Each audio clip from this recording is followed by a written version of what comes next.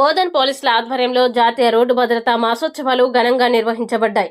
ఆచన్పల్లి నుండి అంబేద్కర్ చౌరస్తా వరకు ట్రాఫిక్ అవేర్నెస్ బైక్ ర్యాలీ తీశారు. ఇది వాహనదారుల దృష్టిని ఆకర్షించింది.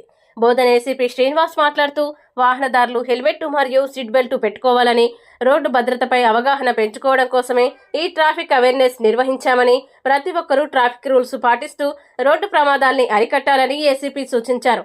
సిఐలు వెంకటనారాయణ, భాస్కర్రావు, ఎస్ఐలు మచ్చందర్ రెడ్డి, రామ, పట్టణ యువత పాల్గొన్నారు.